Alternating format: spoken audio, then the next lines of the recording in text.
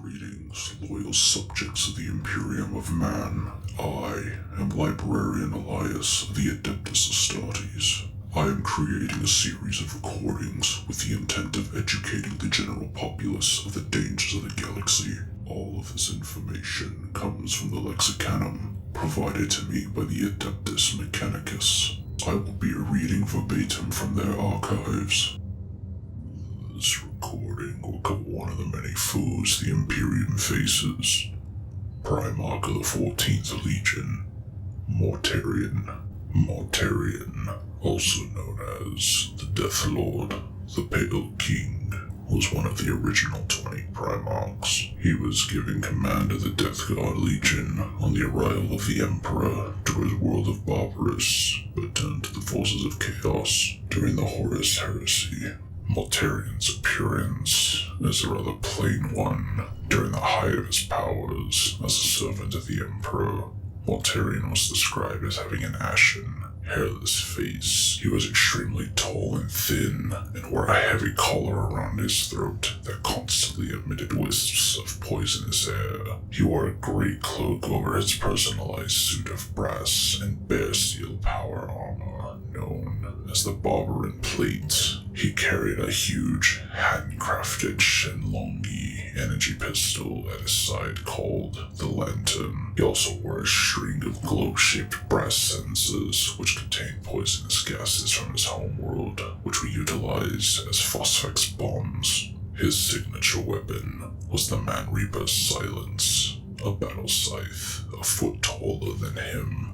The Death Shroud were Mortarion's personal bodyguard.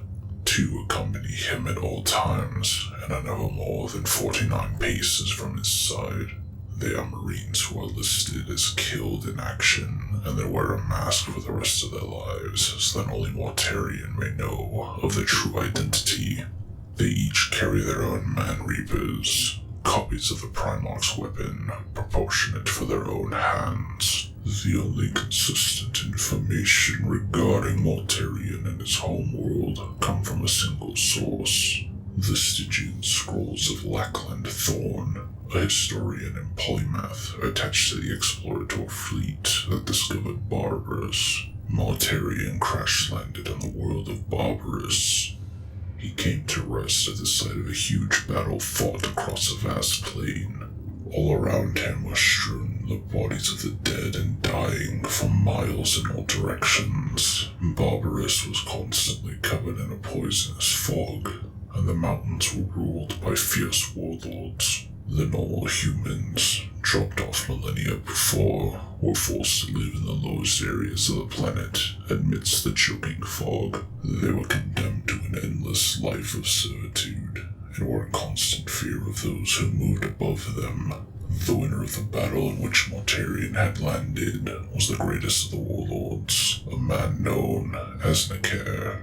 He was reveling in his victory until the silence was shattered by the scream of a child. It is said this warlord walked the battlefield for a day searching for the child, not stopping once until he found it.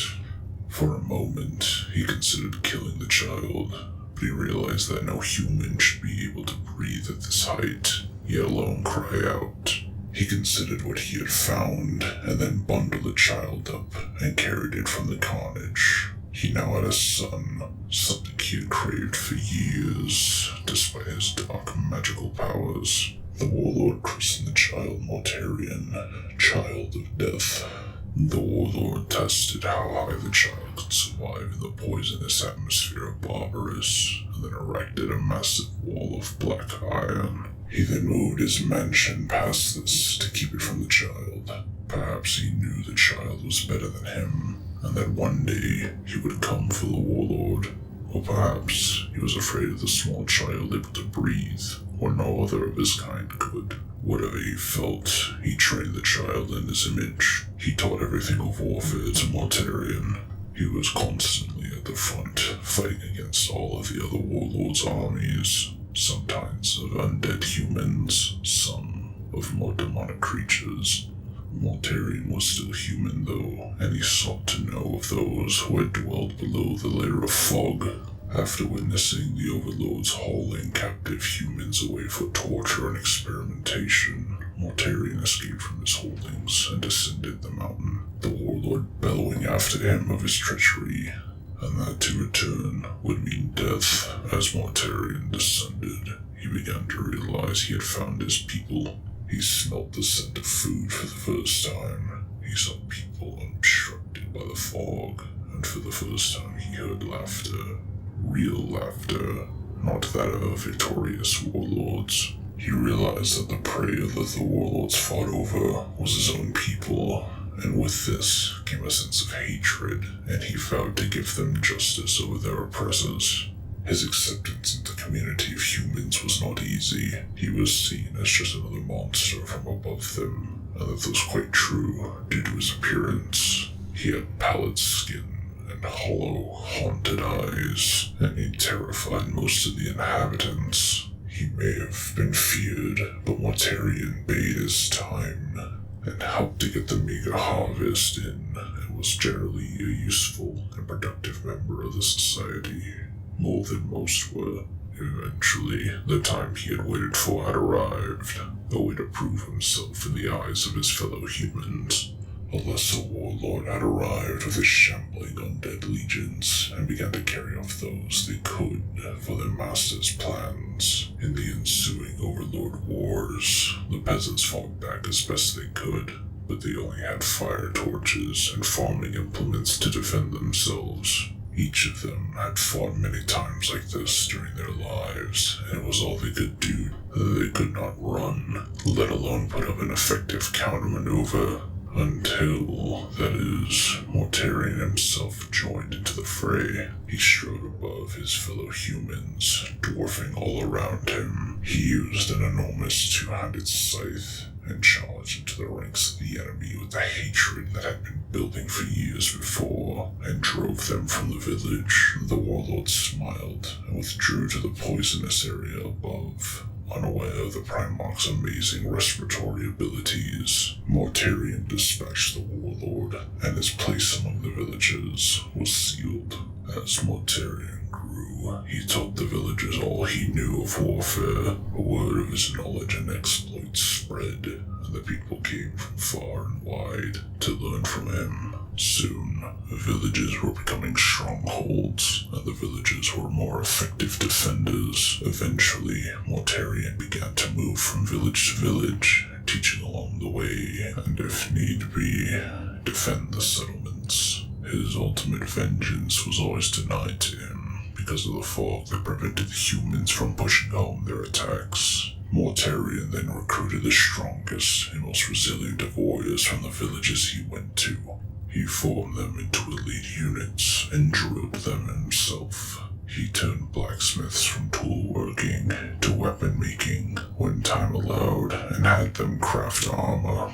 He also armed his warriors with crude air filtration apparatus. It is said that the next attack that descended from the mountains above was repulsed quickly, and Mortarion, leading his death guard, as they had become known, followed them up into the fog above, massacring the remaining forces and killing the warlord. For the first time in history, Mortarion had led the people into the toxic fog and survived. Mortarion continued to improve the breathing apparatus and campaigned even higher into the fog. The constant exposure to the toxins hardened his warriors, a useful and transferable skill retained by the Death God. Only the top of the mountains denied him access. After hundreds of battles and wars, there was just one inaccessible mansion, one which Mortarion knew well, the one where his adopted father resided. Mortarion returned to his village, confident in the knowledge that he would return for his final battle. When he returned, there was word of an amazing visitor who brought promises of salvation. The mood of the Primarch darkened. His final battle had been building for years, and he was not happy that someone else would share his glory. People say that Mortarion flattened the wooden door to the banquet room, and he found the elders and a stranger who was their opposite in every way, where they were gaunt and pale-skinned.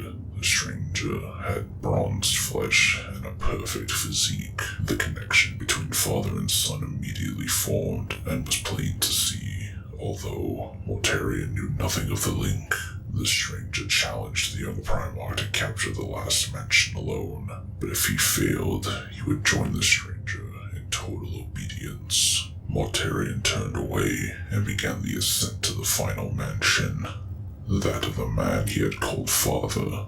Alone, he marched to the top with the anger given by years of building hatred for their final warlord. He climbed higher than he had ever gone before, ignoring the increasing toxins. When the confrontation came, it was mercifully short. Even the hoses of his suit began to corrode and rot down, and Mortarion was gasping for breath. The last thing he saw was the Overlord walking towards him to fulfill the promise he had made years before. Then, the stranger stepped between them and, defying the fog, killed the warlord with one mighty sweep of his sword. When Mortarion had recovered, he bent his knee to the stranger and pledged his service.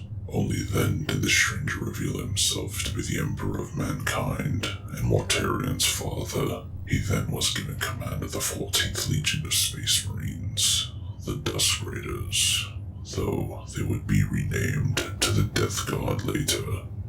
During the Great Crusade, it was said that Mortarion brought his relentlessness to the Death Guard Legion, and they followed his ideals. He only ever found friendship in two of the Primarchs, Night Haunter and Horus. So close did Mortarion and Horus become that the ever-watchful Ute Gilliman of the Ultramarines and Corax of the Raven Guard approached the Emperor with concerns as to where Mortarion's loyalties lay. The Emperor waved it aside with a hand gesture, as he viewed loyalty to Horus was loyalty to himself. Meanwhile, Mortarion was frequently critical of Magnus the Red over his use of librarians, and was one of the chief voices to ban psykers among the Astartes Legion at the Council of Nicaea. Mortarion expressed a hatred of all things related to the warp, and felt betrayed when he managed to sneak into the Imperial Palace and discovered the Golden Throne under construction. However, after Malcador explained the purpose of the Golden Throne was to remove mankind's need of the warp, Mortarion was put more at ease. Mortarion also clashed with other Primarch who he felt had upbringings far easier than his Helon Barbarous, particularly Sanguinius, Jagatai Khan, and Fulgrim. Like Perturabo, Mortarion proved bitter over his perceived sidelining and underappreciation by other Primarchs during the Great Crusade. Jagatai Khan remarked that besides himself, Mortarion was the only Primarch whose deeds in history were not well known to the greater Imperium. Mortarion even proved critical of Horus' promotion to War Master, agreeing that while Horus was the best choice, the Emperor's decision to name a War Master in the first place had been a mistake. Mortarion predicted that only strife between the Primarchs would rise if the Emperor were to abandon the Great Crusade personally and used Horus as his proxy. During the Great Crusade, Mortarion led his legion to battle against the Xenos race known as the Drogal. At the start of the heresy, Horus found Mortarion more difficult to bring to his cause than either Angron or Fulgrim, and for a time, it seemed the War Master may have failed to convince the Lord of the Death Guard. However, Horus at least found a chink in Mortarion's armor. He was beginning to see the Emperor as having been corrupted with power, and was now just another tyrant drunk with power. Indeed, Mortarion had become disgusted with what exactly the Emperor was, considering him a warp-tainted aberration like his tyrant-adopted father. Horus also used Mortarion's distrust of the warp to his advantage, arguing that the Emperor had used the warp in the creation of the Primarchs. Horus eventually used these doubts to bring Mortarion to his cause. Mortarion led his legion in their betrayal of the Imperium at the Battle of Isfahan III and the Dropsite Massacre. Mortarion later came to blows with Jagatai Khan on Prospero after failing to convince him to join with them in rebellion. During the fight, the two Primarchs were able to challenge the other, with the Great Khan proving faster and the Death Lord proving more durable. Following the battle, Mortarion abandoned his pursuit of the White Scars and instead began a spiteful purge of the systems surrounding Prospero. During the purge, Mortarion encountered a demon possessing the body of a woman and was forced to kill it using his innate psychic abilities, despite it being against Imperial. And at this point, his very own dogma. Realizing that the Emperor had lied to him about the Empyrean, Mortarion vowed to master it. Mortarion next appeared during the Battle of Dwell, summoned by Horus alongside Fulgrim to aid him in gaining the powers of the Emperor on Molech. During their meeting, Mortarion survived an assassination attempt by Sadrach Medusan, who assaulted the Primarchs with a trio of fire raptors. Later, in the Battle of Molech, Mortarion sacrificed several of his Deathshroud warriors to allow for the resurrection of Ignatius Grulgor, the second captain of the Death Guard. By the time of the Battle of the Callium Gate late in the Heresy, Mortarion's forbidden knowledge had grown considerably. He experimented with both Xenos and Chaos artifacts, vowing to remain pure through understanding. At the same time, he was tasked with Horus to find and destroy the White Scars, who had been harrying the traitor lines since the events on Prospero. Mortarion was initially reluctant, but was moved by Horus's declaration that he was the only Primarch the Warmaster could rely on, and was eager to settle the score with the Khan anyway. In the subsequent Battle of Catalyst, the joint Death Guard Emperor's Children fleet led by Mortarion cornered the White Scars fleet at the Dark Glass artifact. But as Mortarion boarded Jagatai's flagship, the Sword Storm, he discovered the ship abandoned, save for a contingent of Sagar Mazan warriors. Worse still for the Primarch, the reactors of the Sword Storm had been set to overload, and the Khan had since evacuated to the battleship, the Lance of Heaven, which was leading the escape of the Loyalist fleet into the Webway. Unable to escape thanks to the Sagar Mazan, and the vessels reactivated the Void Shields, Mortarion led the massacre of the Scars rear guard while directing his fleet to combine its fire to reduce the Swordstorm shields. When the shields were depleted shortly after, he had personally killed Torgun Khan. Mortarion barely teleported off the Swordstorm before it exploded. Following the battle, Mortarion realized that his divided fleet had hampered the war effort and ordered Eidolon to find Callus Typhon to splinter his fleet. After these campaigns, Mortarion received orders from Horus to make for Terra. Mortarion rejoined the primary Death Guard fleet under Callus Typhon, who battled the Dark Angels fleet in a campaign of misdirection in the aftermath of the Battle of Perditus. On Yenix, Mortarion and Typhon reunited, and their whole fleet set course for Terra for the upcoming battle. Upon Typhon's advice, Mortarion would make the journey inside his flagship, the Terminus Est, as opposed to Mortarion's own flagship, the Endurance. However, Mortarion found his once beloved brother Typhon change, and once their vessels were inside the warp, the first captain framed all of the fleet's navigators, accusing them agents of Malkador. Typhon had his Grave Wardens execute all of the navigators, but assured Mortarion that he and his trained specialists could navigate the warp to Terra. Mortarion's distrust of Typhon intensified as the Death Guard became afflicted with the Destroyer Hive, a plague granted by Nurgle. The plague transformed the Death Guard into bloated mutants, unable to die by any means. No cure was found, and it seemed that the Death Guard was doomed to something as petty as disease. After Mortarion himself became infected, he confronted Typhon about the Navigator Station on the Terminus Est.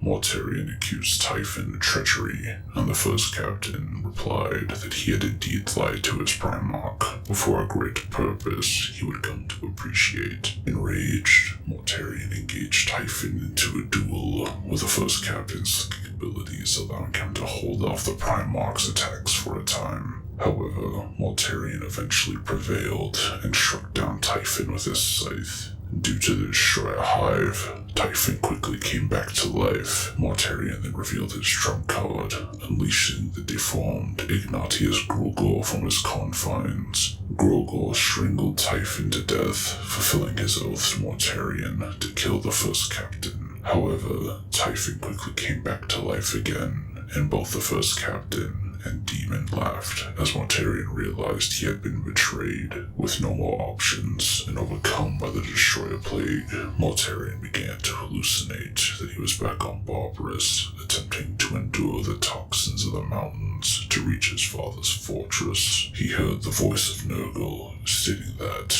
without his submission, that he and the Death God would be doomed to his torture for all eternity.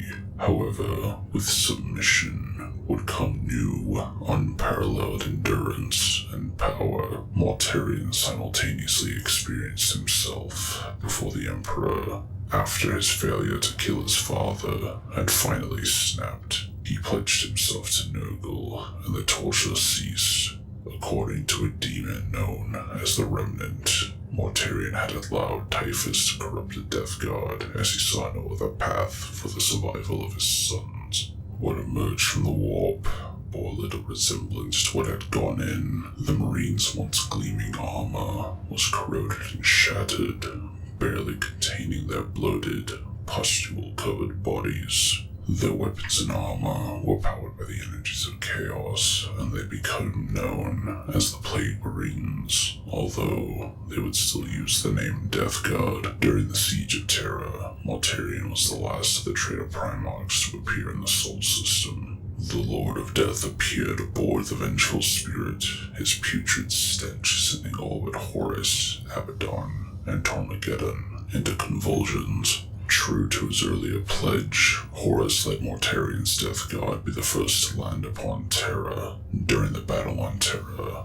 Mortarion oversaw the siege of the western regions of the palace, spreading plague and misery wherever he appeared. Unlike Angron and Fulgrim, he did not even attempt to penetrate the Emperor's psychic shield around the palace. During a war council, Mortarion mocked Perturabo for not fully embracing chaos, but nonetheless allowed Typhus to work for the Iron Warriors Primarch. As part of a ritual to weaken the Emperor's psychic shield of the palace, Mortarion next met with Magnus in order to discuss an attack on the Colossi Gate, revealing to his brother that he hated his current demonic visage and was in constant pain. Magnus helped Mortarion control his new abilities, allowing the Primarch to regain his lost composure. Grateful, Mortarion immediately organized an attack on the Colossi Gate that Magnus would use as a screen while he infiltrated the Imperial dungeon. Following the withdrawal of Perturabo and the Iron Warriors from Terra, Horus gave Mortarion the Lion's Gate spaceport, which he turned into his own personal headquarters. However, this was assailed in a massive counterattack led by Mortarion's old foe, Jagatai Khan, who was leading a force of White Scars, an Imperial army. During the fight for the spaceport, the two Primarchs once again came to blows. Faced with Mortarion's new demonic endurance and strength, the Khan was brutally beaten down and nearly defenseless. However, the Khan was able to find a weakness in the Death Lord. In his pride, Jagatai Khan scolded Mortarion for being weak and giving in to the powers of the warp, while he himself had resisted the temptations of chaos and remained true to the Emperor. Mortarion flew into a rage, which the Khan took advantage of to launch a second wave of dizzying attacks that overwhelmed Mortarion. In the end, the badly wounded Jagatai Khan was impaled on the blade of Mortarion's scythe, but the Khan simply pulled his body along its length to get face to face with the Death God Primarch. The Loyalist Primarch decapitated Mortarion, who was banished into the warp in a massive explosion, similar to that of a vortex weapon. Later, the Khan's badly wounded body was recovered by Imperial forces. After Horus was defeated, Mortarion reappeared and claimed the Plague Planet as his new world, and it is ideal for launching an attacks on the real world. Mortarion shaped it so well that Nurgle promoted him to Demon Prince. Mortarion got what he wanted, a world of his own. He rules over a toxic death world of poison, horror and misery. To Mortarion, he had finally come home. Following the heresy, the ascended Mortarion shut himself from the affairs of the Materium. Seeing the Materium as petty, his interest leaned towards the Great Game, otherwise known as the war between the four gods of chaos, vying for dominance over each other.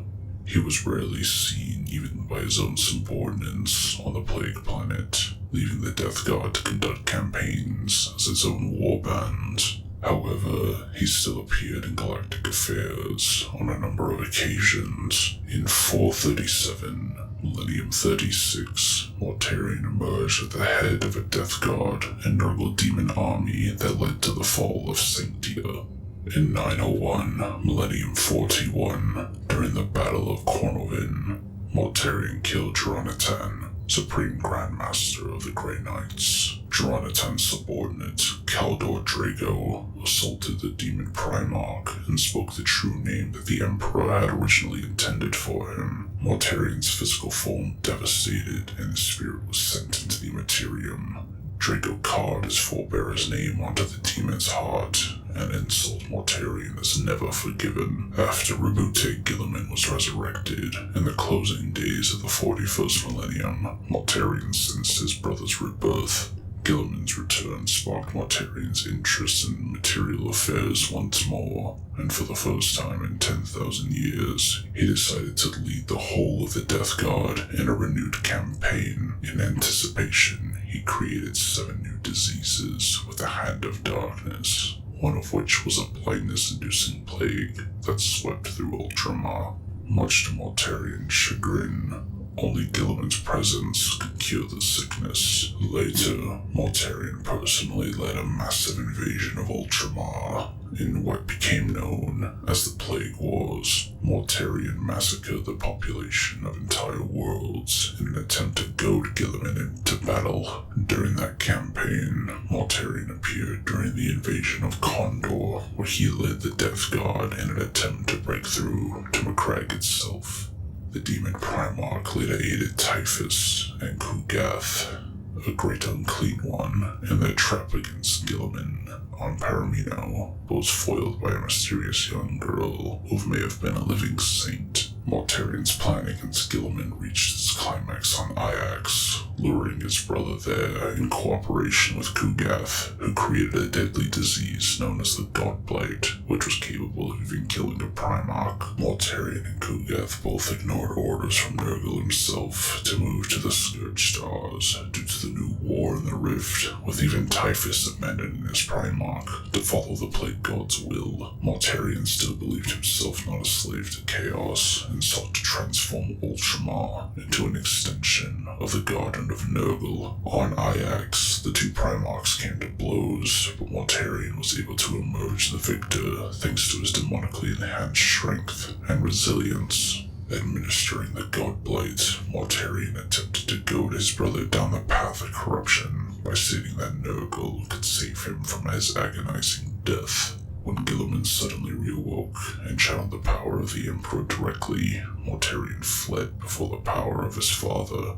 According to Rotigus, now Nurgle's new favorite unclean one, both Mortarion and Kugath had earned the displeasure of Nurgle for the insubordination and failure. Sometime after the formation of the Great Rift, Mortarion battled his brother Perturabo in the War of Rust and Ruin.